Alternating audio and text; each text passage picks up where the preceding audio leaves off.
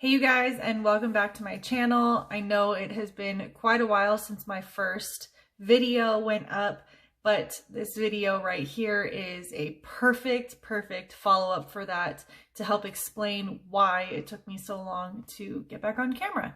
I will be talking about my personal experience with bipolar depression, as well as other types of bipolar disorder, how I got diagnosed, my symptoms of both manic episodes and depressive episodes, and just chatting with you guys about my experience. So if you're interested, keep on watching.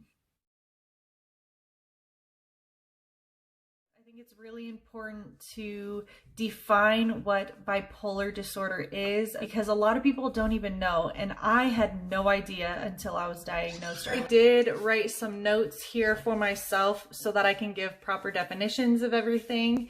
So let's just get right into it.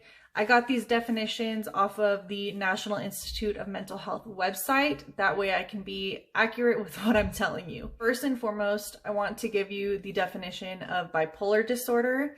Bipolar disorder is the extreme ups with manic episodes and the extreme downs with depressive episodes.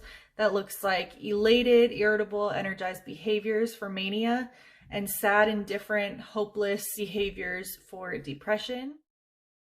So let's get into some of the manic and depressive symptoms of bipolar disorder. So some of the symptoms of manic episodes include severe irritability, feelings of euphoria, grandiosity, irrational decision-making, lack of need for sleep, and extreme highs in everything, anxiety, energy, and so on. Everything when it comes to manic episodes is heightened emotions, heightened feelings.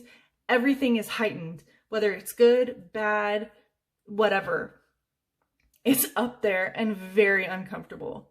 Depressive symptoms include severe hopelessness, lack of motivation, suicidal thoughts or suicidal attempts, severe sadness, feelings of indifference, feeling numb to life and feeling like you can't go on, etc. Now that we have talked a little bit about the symptoms, let's talk about the specific types of bipolar disorder. And there are 3 different types of bipolar disorder.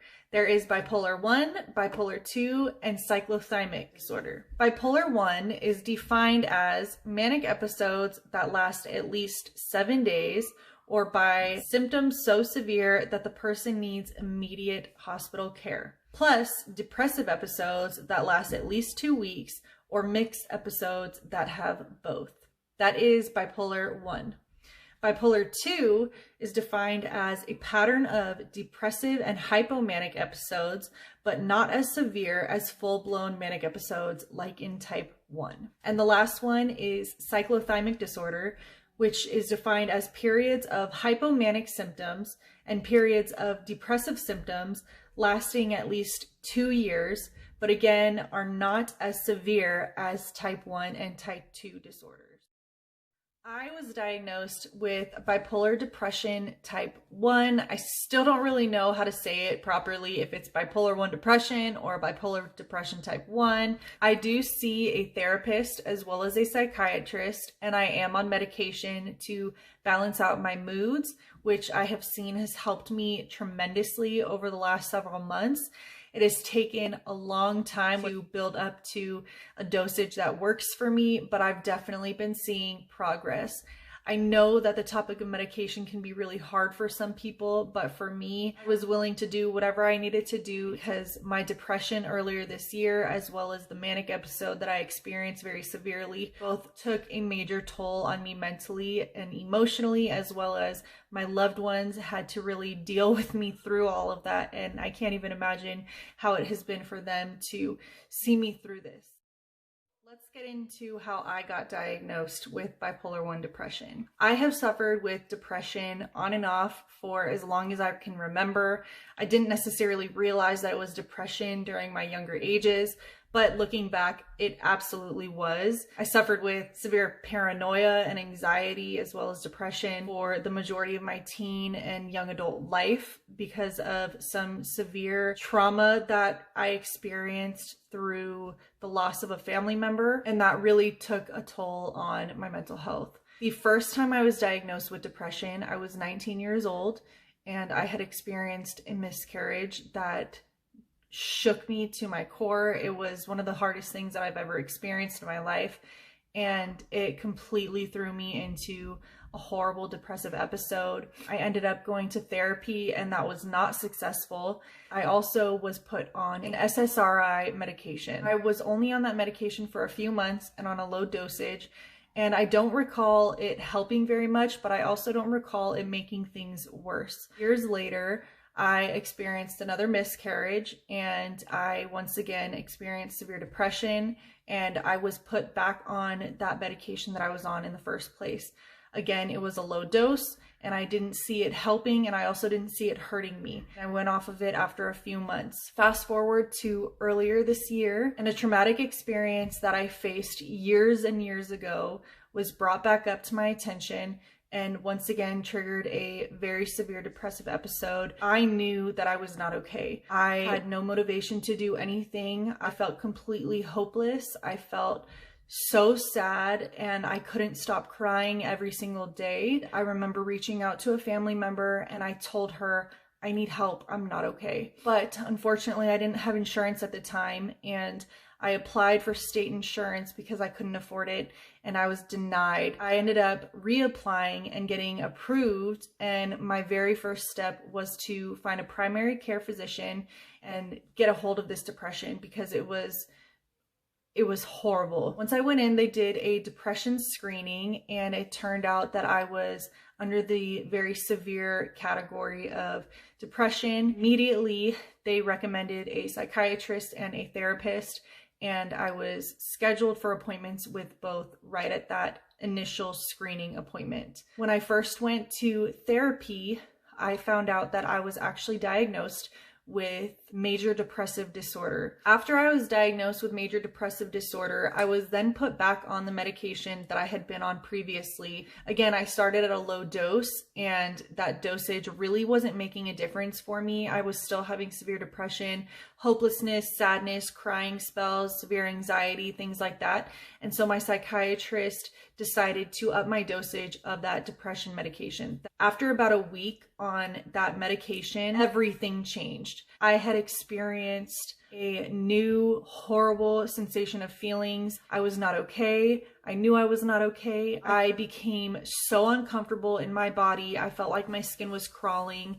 I was so noise sensitive. Everything was a trigger for me. I was so angry and irritable and frustrated. I was having moments where I just felt like I was the ish and I was the best thing on the planet. I was calling people back to back to back. Literally, I was never not talking to someone, whether it was on social media or making phone calls. And I would have moments throughout the day that would fluctuate between me feeling horrible and me feeling like everything was amazing and I could get so much done. But all in all, I still felt crazy. It was very intense and very uncomfortable. So when I went into my next therapy session, I walked in and I immediately started crying when she asked me how I was doing. I couldn't stop moving. I couldn't stop squeezing myself. I felt like my skin was like there was ants all under my skin. And I was so overwhelmed because I didn't understand what was happening. And all I can remember was continuously saying, I feel like I'm crazy. I feel like I'm crazy. I don't know what's wrong with me. She acknowledged that I was clearly in a manic episode.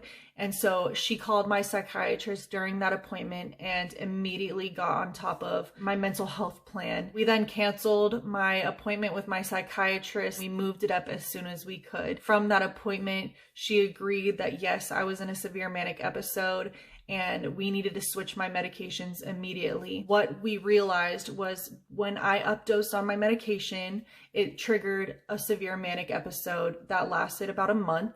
and was really, really difficult. It wore on myself, it wore on my family, on my kids. It was very difficult. And so over the last several months, we've taken the time to slowly go up in my medication dosages, and I'm finally feeling the fruit of that labor of really working in therapy to learn coping mechanisms, speaking with my psychiatrist, learning and understanding what bipolar disorder even is, what a manic episode is. I already knew what depression was because I had struggled with it for so long, but I had no idea what manic episodes were. And looking back, every time that I had a depressive episode and was put on medication for it, I did have irrational thinking and irrational decision making, as well as grandiosity, as well as lack of sleep, and all of the symptoms that come with mania. I looked back and I was like, oh my goodness, I have been experiencing manic episodes and I never understood what it was. For years, I was thinking that I was crazy, that something was wrong with me. I never understood what was going on until now. How is this affecting my daily life after having a diagnosis, after being put on medication, and really learning and understanding what it is living with bipolar disorder? For me, having a diagnosis of bipolar depression means that on the pendulum, I swing towards depression the majority of the time versus swinging towards mania most of the time. This is really difficult because when I'm not in a manic episode, or if I'm not in a state of healthy thinking and normal episode, I don't even know how to say that, to be honest, I experience depression-like symptoms. I experience a lot of hopelessness. I experience a lot of anxiety and sadness, as well as feeling like I can't get anything done in a day, feeling like I'm a horrible mother, a horrible partner, a horrible daughter, sister, friend, all of those things, and it is very consuming. My most recent manic episode, like I said, lasted about a month,